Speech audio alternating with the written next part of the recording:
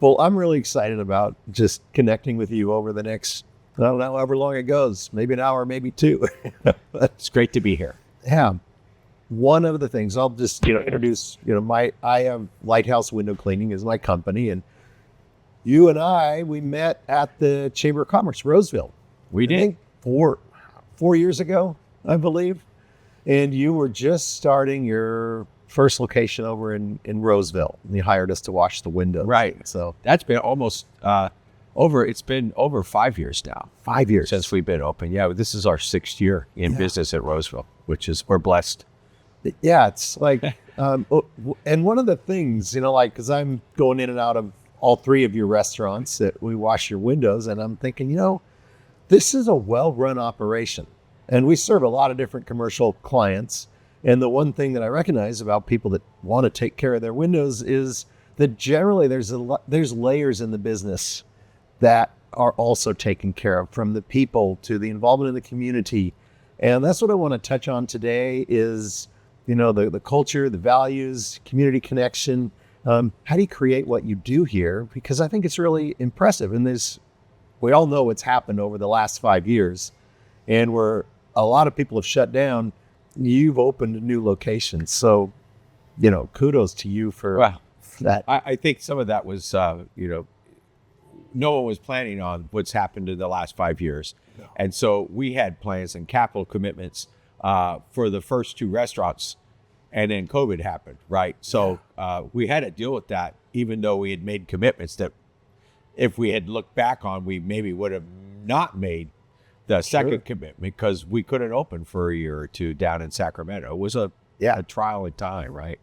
But it was good. So, with my wife, Susan, and my business partner, Craig Cunningham, we've, every one of us has worked probably every day, as you well know, as an entrepreneur, to build what we're building, right? And we realize we have to work every day, every day.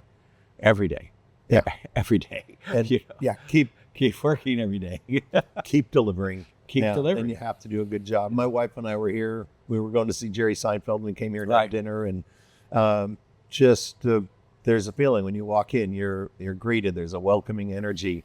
And you can tell when you walk into a business, there's either you get a feel or you get an energy. And we've always had a positive energy from when we're serving you, washing your windows, to actually being a client. Any thoughts on what creates that energy and how do you maintain that? Well, I have a lot of energy, and unfortunately, if you work with me, you have to deal with that energy, right? And mostly it's very positive because that's the way I am. But there are things that I've learned a long time ago in this particular business, is that everybody that comes and goes matters, and everybody has to say, sometimes it's silly. You walk in, you get hello 3 times, you go, really? But no one knows if the last person did it or goodbye. And everyone's like, and nothing drives us crazier than the phone ringing more than 2 or 3 times and no one saying hello and no one saying goodbye. And where, some people wouldn't staff the front desk. I'm always complaining that there's not enough staff at the front desk. And I know in today's world, we're trying always to watch our costs, especially in California. It's so expensive to have labor. But what's most important is growing business. And you can't grow a business without the fundamentals. And to me, the fundamental is hospitality, graciousness, really pretending like, or really thinking and having a belief that when you come into our restaurant, it's like if you're coming to my house. Yeah. I wouldn't just say come over for dinner and then when you ring the doorbell, just come in. No. You go open the door. How are you? It's great to see. Same thing we try to exhibit here. We really try to do that. Yeah. I know at our house when we have family reunions, we all get together and you say goodbye, but then an hour later you're still at the front door saying goodbye. Eventually you come back and sit down in a restaurant, maybe come back and you sit down and have a cocktail. Have a cocktail. Dinner. Right. So we're that's kind of where the genesis is really about taking care of people like we would like to be taken care of. Yeah. So a little bit about your background. Now you're the owner of 3 restaurants, Bennett's Hospitality Group. Take me back to kind of your career history and what brings you to this. Well, we have a lot of local partners that have helped us form this business, and we're thankful to them and always beholden to making sure that our investors and shareholders get recognized. My career really spans A long time. I mean, I've been doing the trade and learning the trade for a long time. I was a butcher for the Ancient Mariner Rusty Pelican Corporation, one of my first, real, jobs that was serious in this business. I mean, before I got serious, I had a lot of jobs, but that was the first real serious with real mentors and people that focused in the business.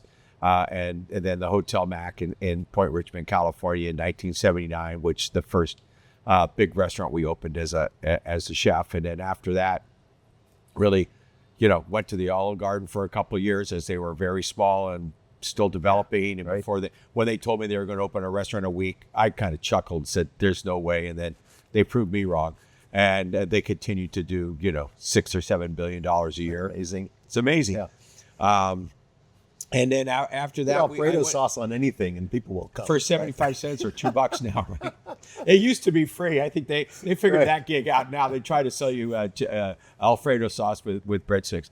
And then from there it was Mr. Simmons, who started Chevy's. Yeah. Was a neighbor of my mom's and said, "Why don't you come back and live in the Bay Area, and I'll build you a Mexican restaurant." And that was the last thing I ever wanted to do, was run a Mexican restaurant. Yeah. And I was blessed to be there 17 and a half years and help grow that business from like 6 restaurants to 145 nationally. And it really was, exciting time of our life. Yeah. So that was exciting.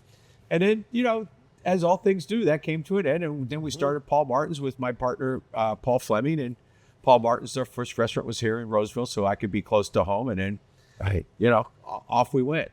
And, looking back in time, I spent so much time on the road opening restaurants with other people for other people that we kind of decided that for now we wanted to open restaurants within 30 minutes of our home.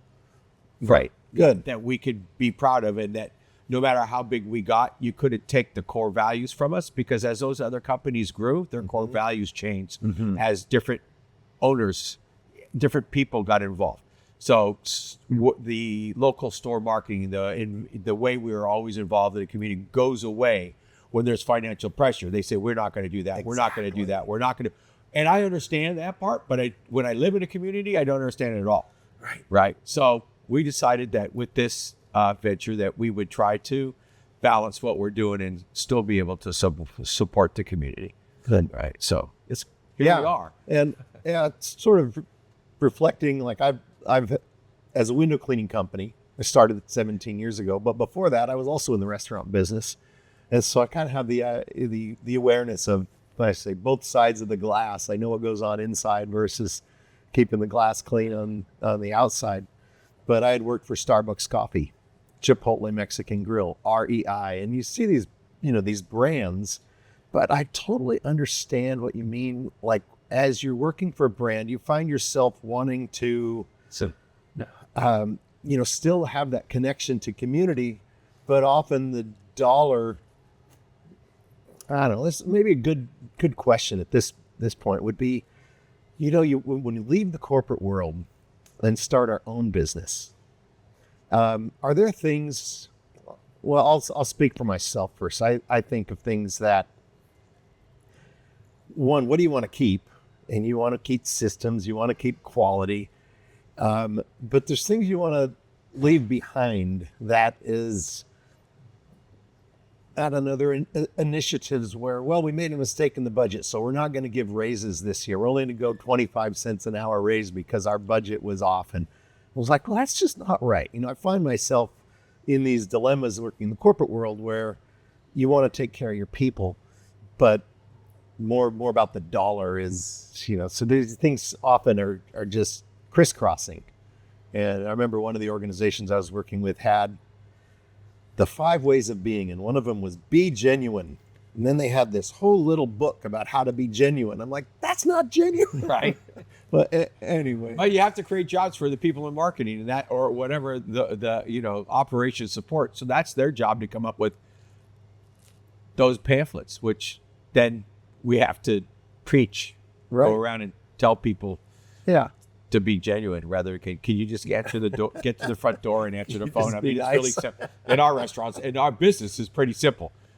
In the restaurant business, I mean, you have to be genuine to people. Sure. The rest doesn't hello and goodbye and how are you and can I make sure that gets taken care of, and taking care of people like you'd want them to take care of your grandma, right? I mean, if your grandmother came, to the restaurant, would we take extra time to seat her because she's Mrs. Ben or Mr. Bennett's grandma? Of course you would. So why wouldn't you do that to every grandma that came? Yeah.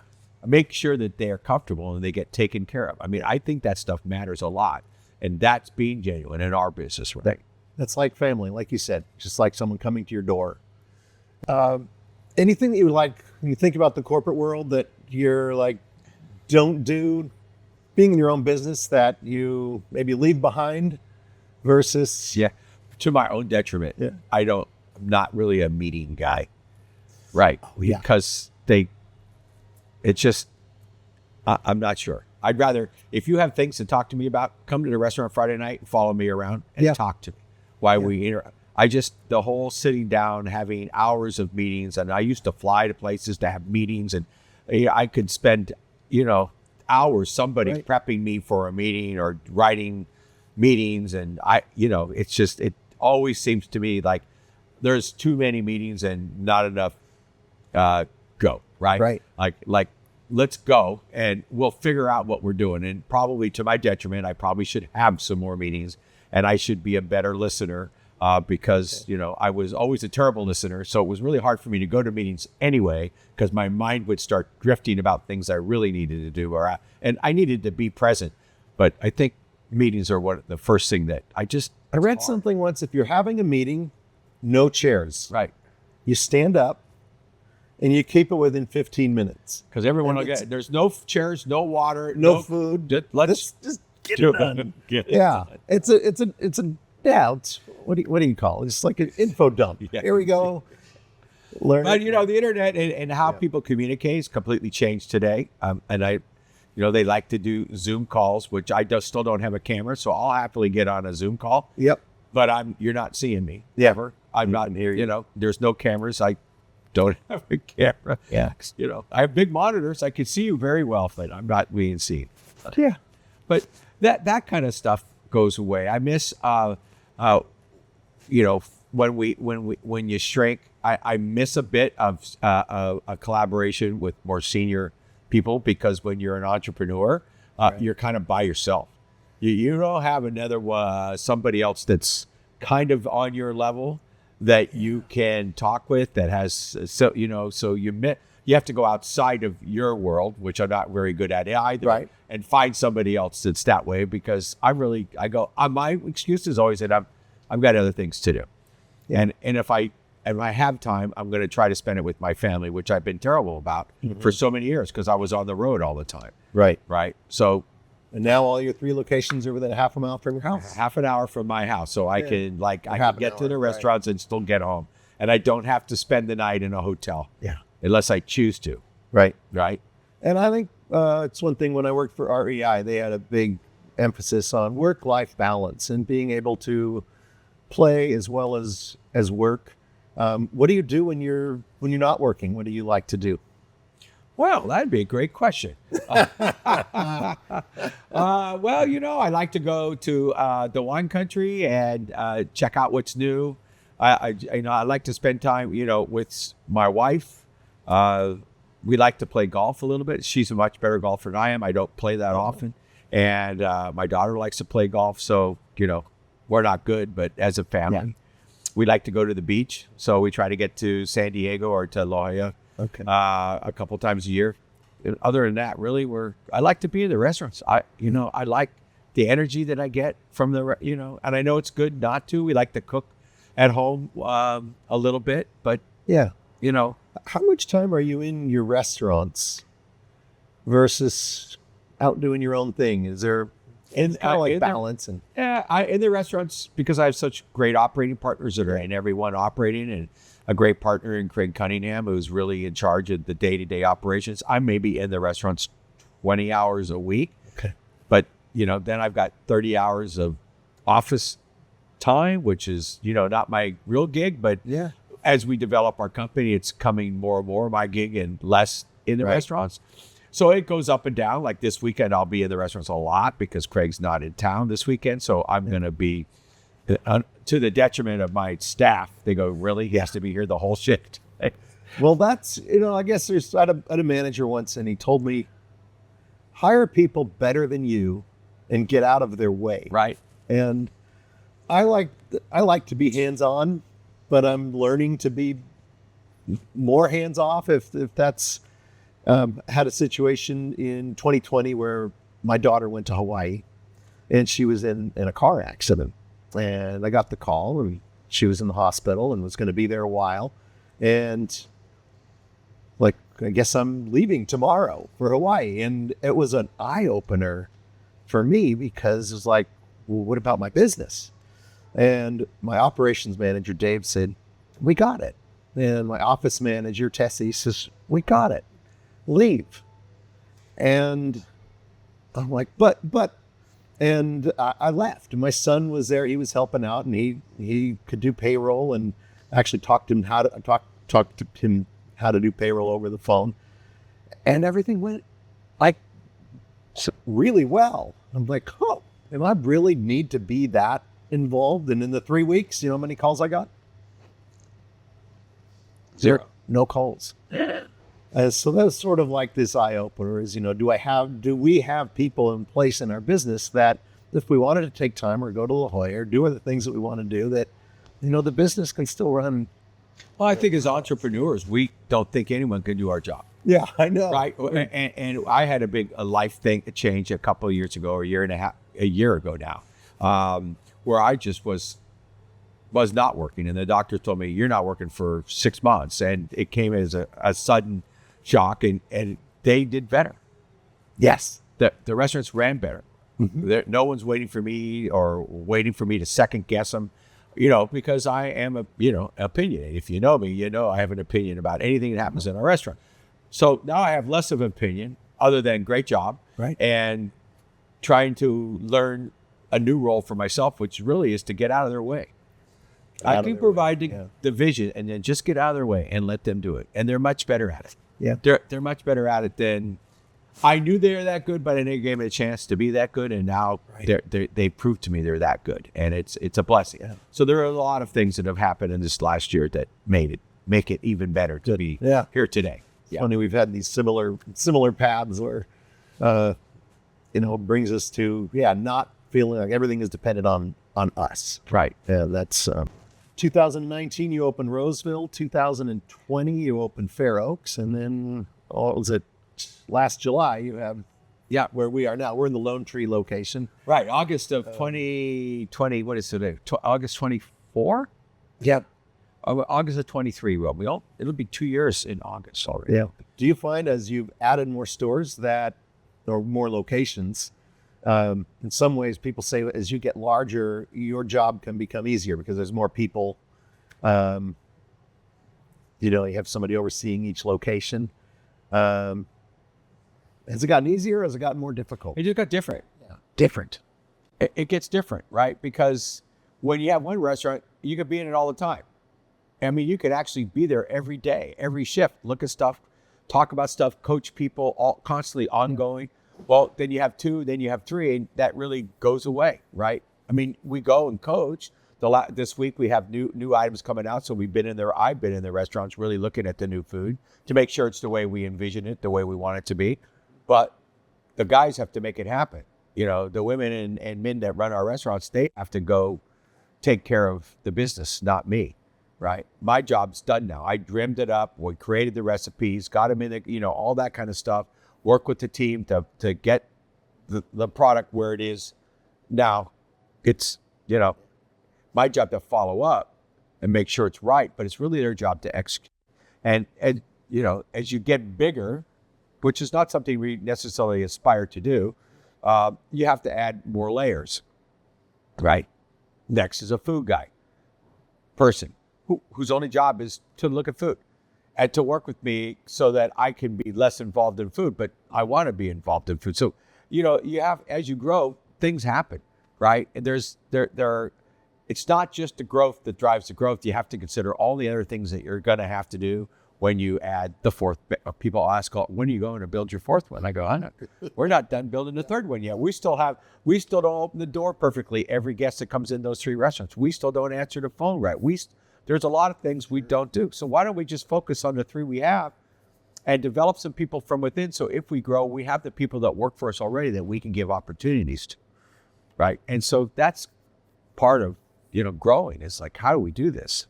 Yeah. That's right. I mean, sort of a parallel. As I think, people say, we going to add, how many vans do you want? Right now we're about, 7 teams out every day. Right. But it's like, well, what about, do you want to double? Do you want to, I'm like, I just want to make a living, and I want to do, more importantly, and I'm training some new guys right now. It's like, I just want to teach you how to do a great job, but that doesn't make you good at what you do. It's not about what you do. It's about who you are. And like when we come and wash the windows, I don't want to just have the splash and dash guys coming to do it. I want them, there's a connection. Do we connect with your managers every time and go, make sure you're 100% satisfied with every single job and those connections. I don't know, you do that too with your, when we came in, we were greeted by your hostess. The person serving us knew that we were kind of had a deadline to make it to the Jerry Seinfeld, and they were sensitive to that. And there's this awareness. Same thing when you go, and I think we washed your house before. And right, if there's meetings, a lot of people working from home, and you have meetings, and just being aware of what's going on in the environment is every day is different. Every moment is different. Being able to adapt. But I want to talk a little bit about culture.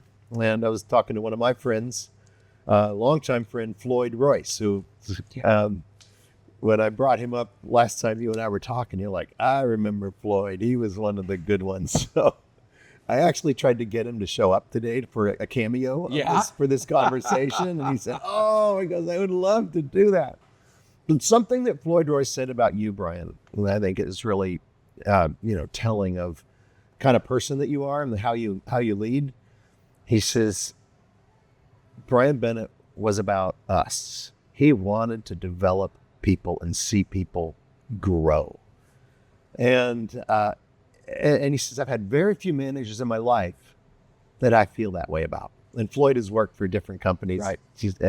So, compliments to you. I think that's nice to hear. Thank you, Floyd. Yeah. So Floyd, I know you're listening to this and you should be here, but yeah, I was going to surprise you with a Floyd Royce. That'd have been nice. I haven't seen him quite a bit. Yeah. Probably 20 years, maybe longer. Well, if I could maybe put you on the spot here, do you recall like you see people that have potential, and how do you what do you recognize in people that you want to see? I want that person's going to be my next manager. And I've had situations where, you hire somebody as your, frontline cook or hostess, and you're like, that person's that has potential. Maybe walk me through, somebody that you've recognized and seen grow within. Oh, there's so many years. people that we've seen grow in our business, and how do you recognize their ability? Most of the time you hire younger people, right? Yeah. By that, I mean people that are 21 to 24, kind of wandering around.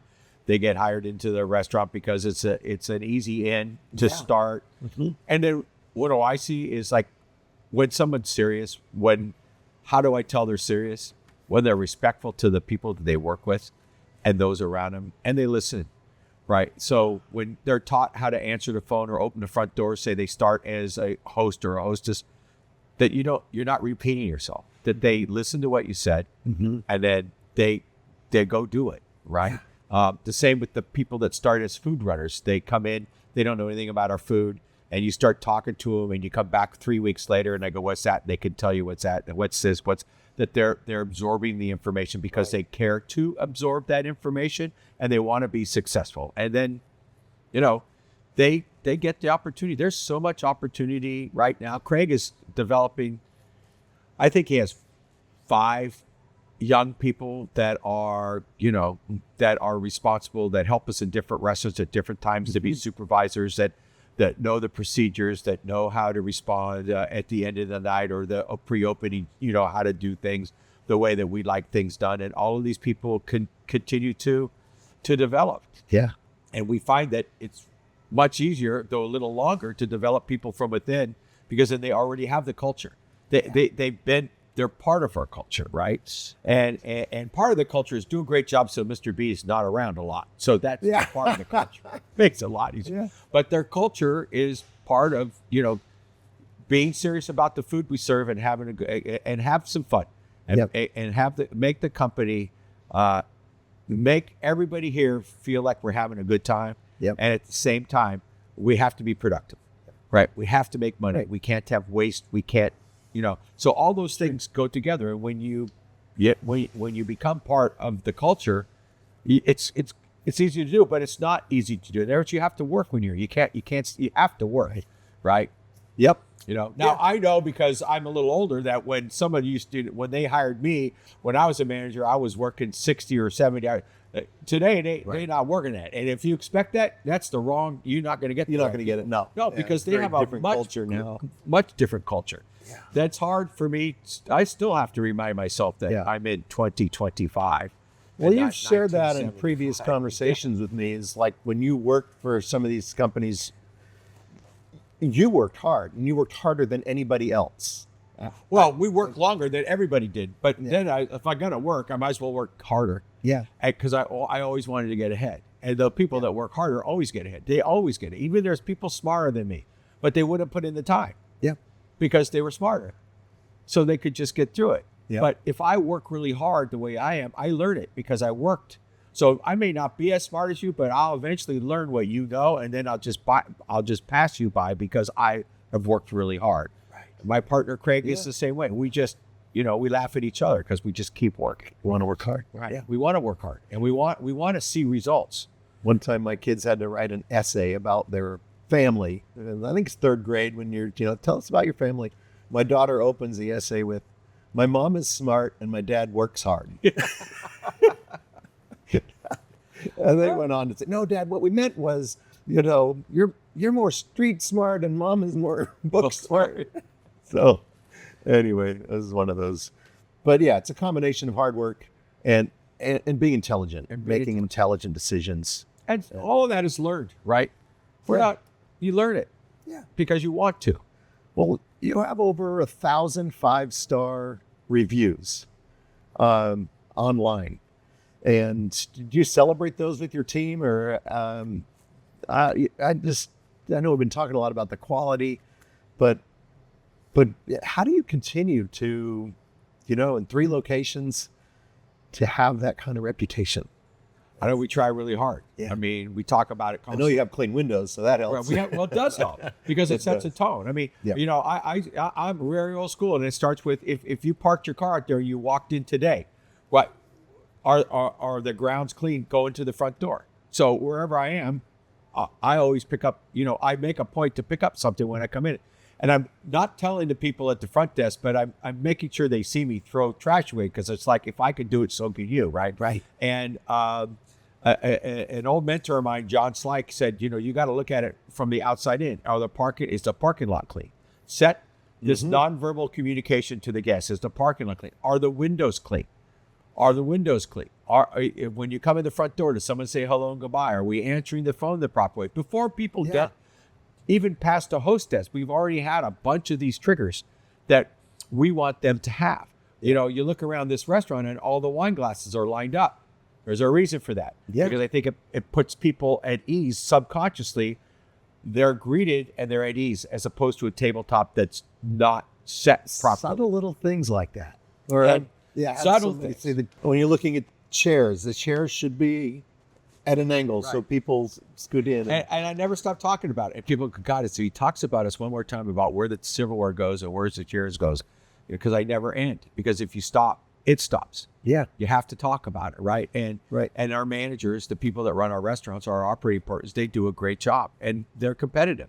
Yeah. And we talk about it twice a week. I get, every day we look at every review. You can read in a review that people are just being people or they have a serious a serious comment that you go, you know what?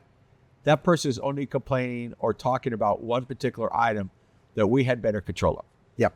So if that happens, generally the next day, I'm probably in that restaurant, and I'm only looking at, I'm only going there and seeing, why is that chicken enchilada salty? Because it's impossible. Yeah. Because we don't, Sure. but something happens. So I Something go, happened. we taste it, make sure it's not salty. It's not salty. Maybe it was their particular thing. Maybe we made a mistake. I'm not sure. But if it's not salty, I'm happy, and on we go to the next. And if it's salty, then somebody's not following the recipe right, and we can go immediately and make sure it's right. Yeah, and there's a phrase, don't manage the exception. And sometimes it might have been that one person's taste, but you also have to look at it and you have to address it. You have to acknowledge the And exception. you also have to acknowledge that not everything is going to be perfect every time. That's the goal. Right. But I had a situation where we do callbacks to all of our customers. So we clean your house. You're going to get a call within the next couple of days. You go, we want to make sure everything is perfect and you're 100% happy. And that phone call where you go, yeah, everything was okay. Everything was good. But you know that there's a but coming. And she was, I wish he was more careful because he had knocked over a pineapple. It was a glass pineapple decoration on a patio. And she says, it's no big deal, but I just wanted to let you know. And he talked to her about it and everything. And I went online and I found this same pineapple. And I sent it to her. This is on Cody Court in Rockland. And she couldn't believe that it was a $20 item. Right. And now she put the new pineapple on there. She told her neighbors, Sue and Bill and Bob and Marla and Ellen and Joyce. I can think of all of the people would wash windows for on Cody Court. And that was like when I first started my business. And when I go there, they still talk about the pineapple. In the course of the last 17 years, we've done $20,000 worth of work on Cody Court. I call it the $20,000 pineapple because you take something and you fix it if it doesn't go right. But anyway, that kind of got off on a tangent, because we try to teach, if the managers get to the tables, this is one of the things we try to do. And I think they should be there 100% of the time. And I hate to say this publicly, but I know there's exception reasons they can't. But we want them to. But even so we can correct them. If something's not cooked right, let me replace it. If something's not right, let me manage the exception today. I don't want you to write it. I want you to write the review that said, my steak was overcooked, but they replaced it and I'm happy. Yeah. Then I go, that's 5-star. Well, even if it's a 3-star, it's a 5-star in my heart because we took care of that. We didn't let them leave the building without us owning the issue. Yes. We have to own what our actions. If we made a mistake, we have to say, I'm sorry, I am sorry we did that. Exactly. What can I do to make it better? Yep. And let them tell us. Yeah. Sometimes say, you could buy our entire dinner. Okay.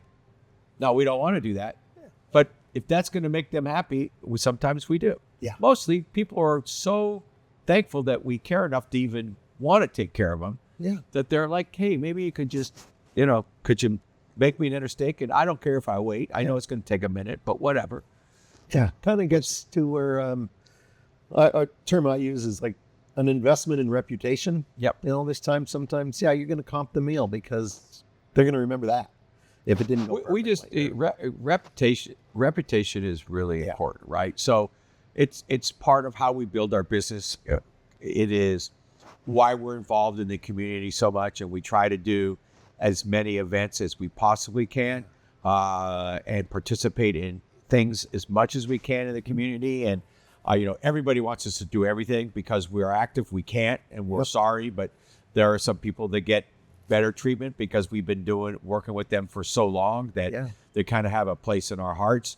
But we try to be a lot of places, and we try to donate to a lot of causes, part of which is so people in the community will give us a try and say, like, every time I go to a benefit, those people are here. We should go try what they have to offer. And good segue, because we were going to talk about community, which is where you and I met at the Roseville Chamber of Commerce.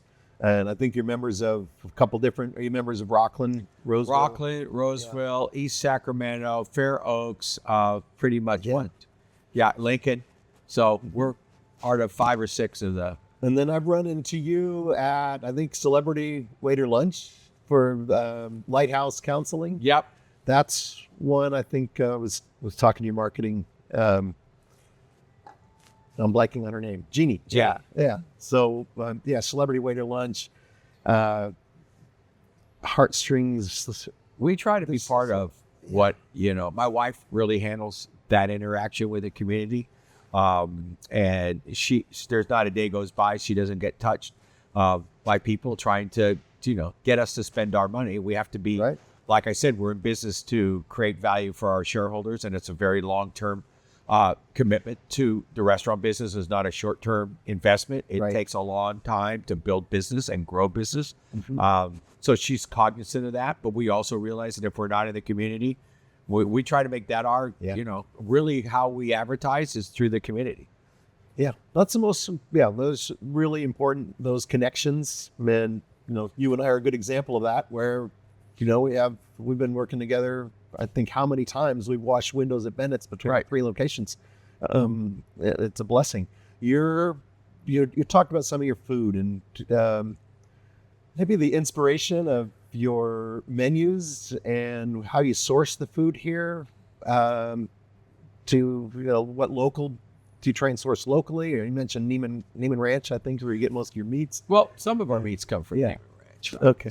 But not everything. Not everything comes from anybody all the time, because in business, you have to consider quality, quantity, and price, right? Sure. So we have to be looking for the right price so we can do what we do. And we have to be looking for the right quality, because just because you can get price doesn't mean it's quality. Yeah. So we serve a lot of prime rib. So we're in the market looking at prime rib from all kinds of different providers, right? In for the first couple months of this year, we were able to buy all natural prime rib from a ranch in California, which we were really pleased to get. Yeah. We got a great deal, but that deal ends in 3 months. It ends, but in the meantime, we beautiful red Angus, prime rib. We sell prime rib every Friday, Saturday, and Sunday in our restaurants. So we sell 10 to 12, full loins of prime rib in every restaurant. So that's 36 pieces a week, And so if you can get it for $12 a pound or $10 a pound, which is 15, we play that market almost every week. We're looking at.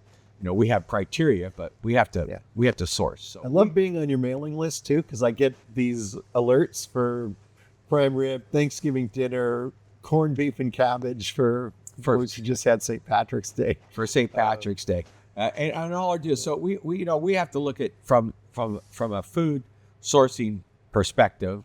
We have to look at who's doing it, right? So in the produce industry, there's a bunch of packers. They grow most of everything in the Salinas Valley, and then they move it in the summertime. In the wintertime in Salinas Valley, right? Summertime they go down to Nogales and down to Southern California, way down. Further and further south. They go further and south, and then they come back and then it comes back. Yeah. So it's the same brand. You'll see it. You can see it. They have different brands for different prices. So if you buy, if they pick romaine lettuce and they're a little tipped on the top, frostbit, it goes over here. So you just have to be conscious of who does that. And we have really good suppliers that manage that for us. And we buy whole products. So when you eat lettuce in our restaurants, most restaurants buy lettuce in a bag. Yep. Right? It's already cut. Okay. So that means when it's cut, it's got gas in it, and an inert gas that keeps it fresh. That's how cut lettuce stays fresh to getting to New York City on a train or on a truck, right? Okay. When it gets cut, by law, it has to be washed in a solution of bleach and water to keep the bacteria off it so that people don't get sick when you eat it. Now, you see the recalls all the time about cut lettuce. We cut every bit of lettuce every day from real heads of lettuce in our restaurant, and it gets washed every day in our restaurants. We have a variety of baby lettuces that come in for us that we've been able to get from our growers. They come in fresh every day, and they cut fresh baby lettuce for our salads every day. Our salad greens, when you look at it, when next time you have a salad, you look at it, there's 5 or 6 different kinds of lettuce plus cabbage in that mix, and we add cabbage so that there's a little bit of crunch because we use so much leaf lettuce, So that kind of stuff is what we do. I can relate to that from when I worked for Chipotle. They had a term called food with integrity. Right. And they, the extra time it takes, what you just described is, they would get the whole heads of romaine. Right. And you're trimming it, and and we did little taste tests of if you taste the tip of it or the base of it, and those are the best pieces. So they had very specific ways of how to prepare a head of lettuce. I learned how to cut 50 pounds of onions in 35 minutes. Right. So I bet you did. I learned how to dice an onion. Yeah, a very specific way. But that's one of the things when you have a business like that, and yours is growing to where you got 3 locations, and ours where we add vans. Right. It's like, is everybody cutting the onion the same way? So all of the pieces are the same size, and like when you're eating salsa at Chipotle or the guacamole, the onion is always the same size cube. Right. And my thing is, I don't want it the same size. So I want them to dice the onion if it says dice. Yeah. But I'm not really, if it's a little off, I'm okay with that. Yeah. I'm okay with that. Authenticity to that. It's homemade. Anyone can have a perfectly cut onion out of a bag. But if you see an odd shaped onion or a radish that isn't perfectly thin, or you see things like that, you look at our desserts, for example, they're all handmade here. And sometimes the crust falls off part, and the guy goes, "Oh, we can't serve." I'll go, "Oh, yes, we can serve that." I want people to know that just like you bake at home, sometimes that little piece gets cracked. Yeah. We make our desserts, everything but ice cream, we make in our restaurants. So every pastry, every chocolate gets melted from real Colombian chocolate. We make pastry cream. We do all of that stuff. We could buy desserts, but there's no authenticity there. And plus, they don't taste as good as the stuff we make. We could do a cheaper lettuce mix and take 10 hours a week out of our prep by opening a bag and dumping it in. But it's not the same, it's not the same lettuce, And so food comes from what we like. If we don't like it, if we don't make it, if we wouldn't serve it at our house, you're not getting it in our restaurants. Just kind of that way. Anything about Brian Bennett that we don't know that you want to... Oh, you don't want to know anything else about me. What I want people to know about us, and I think they do, but is that we're passionate about everything we do, that we care about the communities that we live in, and that we're here. Obviously, we're here to trade. So we want more people in our restaurants to experience what we're doing. There's lots of reasons to come in, but we really have built a great organization, and we love sharing that with people. Yeah. Yeah, that shows. Yeah. And I think kind of going back to the beginning of our conversation when you talked about just opening your house, and that's what you're doing to every customer. We sure hope that's our goal. Yeah, inviting people over. When I think about kind of what we've covered today, and what I see is maybe for both of our businesses that there's a culture, there's a focus on quality, there is a letting go and letting people lead that I think is really powerful. There's the connection to our community and helping people grow. And I think I'm training these 2 new guys that just started with us, and I'm like, these, they're just like it's raw clay. You can see what impact we can have in people's lives. I think that comes down to where we get fulfillment out of our job, and is there's watching people grow is a killer way to, to feel, complimented without people saying anything, right? Yep. Watching people grow in our organization is fantastic. I have a young man I ran into recently, and I hired him as a window cleaner. And we have a system. When we get to the job, we start at the front door, and he's going to the right, I'm going to the left, and we'll meet in the back of the house. And I'm figuring that I'll get about, I'll beat him to the halfway point. And I hear him coming around the corner after, I'm only on the first wall, and he's already meeting me. I'm like, "Nathaniel, how did you get so much done?" And he says, "Well, I didn't get them all done because there was an air conditioner in the way, and there was a rose bush in the way on that window, and I wasn't sure if I should wash the slider." And then wait, we need to talk. I said, "You never skip a window. You're always going to encounter obstacles. And when you counter that, how are you going to get above the air conditioner? You can use a pole, you can get your ladder and reach across. There's all these different things. In the rose bush, maybe we could get a strap around it and you could ask for help and I could pull the rose bush back." And he said, John, that conversation has stuck with me throughout my life, because when we hit obstacles, and they're going to be there, but you can't skip a window. And we always find those spots in our life where, boy, I'd like to skip that one. But we find a way to do it. Yeah. And then kind of where you think of all of the things we've talked about to bring people into your restaurant, the best marketing is what's happening within the four walls of each of your locations. But do you have any thoughts or parting comments you wanted to? No, you know what? Share with us? This has been really great fun. to spend some time with you and talk about your business and how you've impacted ours, because you do help and your company does help us. And just, it's been a great time to share. Thank you. Yeah, we might have to do a part 2. I feel like we could go on. We probably could. Our lives I have think crossed there's people paths. around us right now that'd rather go. They have other things to do. Yeah. Right? Well, yeah, you were getting ready to start your, not quite lunch, but it's about lunchtime here at the Lone Tree location. Brian, thanks for taking the time. Thank you. I appreciate the opportunity. Yeah. So it was a good day.